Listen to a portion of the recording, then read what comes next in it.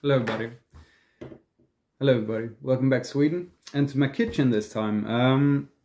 Thank you all so much for sticking with me in this video. It's a bit longer than usual. I thought we should just take a couple of minutes and talk a little bit about the sword and the process of making it. This was a real fun experience. I've never really wanted to make swords, but I thought, you know, first time's got to be sometime. So I found this was a really cool experience because there's so many things involved in making this that, you know, puts your skills to the test. First of all, it was the drawing out. You'll remember we had a piece of 50 centimeter long piece of metal. This piece is now 63 centimeters, and in inches that's about 25.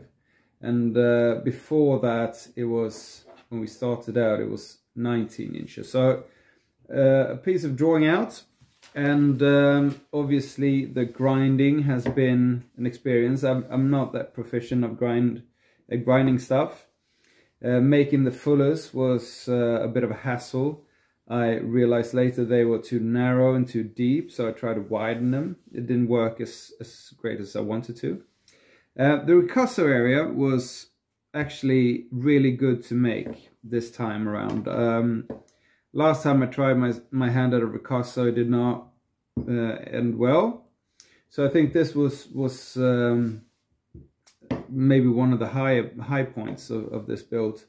And of course, the guard in the hilt section, also very fun to make. It was a bit of finagling, but I think I got it pretty nice. It has some distinctive shapes here and there, and as you saw in the video, I channeled out a little bit to get it to fit better.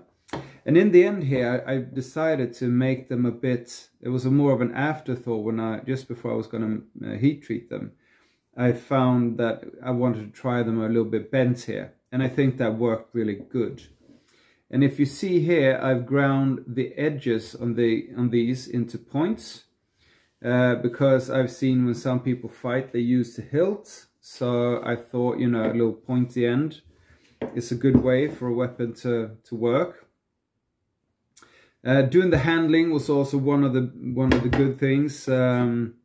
Burning handle is just made the fit perfect. I thought that was really cool experience that I got that to fit.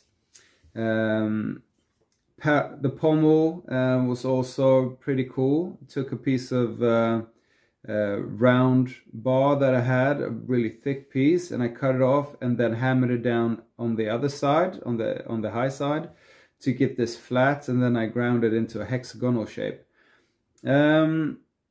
Because I've been working with the tang in here, I think that tang area just is gotten a little bit soft, so it bent a little bit when I put it on, but otherwise pretty happy.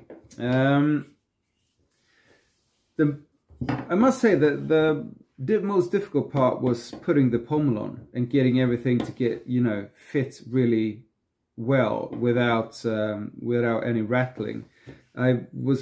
I think I spent almost 40 minutes just getting that fit perfect, because when I hit the pommel on top, sort of I shot the sword away, so everything rattled apart instead.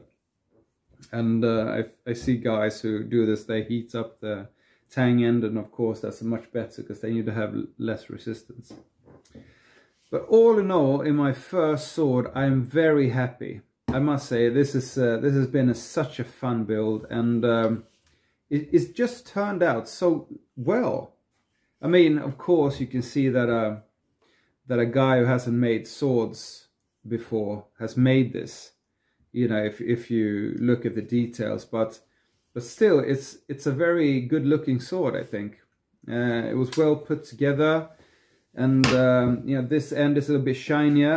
I opted to have this end a little bit darker, the ricasso area, and the the guard and the pommel just to have them a little bit darker, so I didn't really do anything after heat treat. I just wire brushed them down. This little piece of, I thought it was hickory before, it came off an old axe handle, but I see now that it's probably birch, and it's just, well, it's lovely, I think. I could have filed it a little bit better, you know, to get the handle grip a bit better, but I think also next time I do a sword, I should do a sketch before. This was all just made up in my head. So, and one thing also that I learned is the steel is important. I just took a random piece of steel that I had at home. Didn't really know what it was, but even after heat treatment, it's too soft. So this won't be an action piece. If you were to hit something, it would probably bend. But yeah, it's a good looking sword. It's good, good first sword, I think. I'm really proud of myself. I think I made something really cool here, and you know, used the skills that I've learned over the last couple of years forging stuff.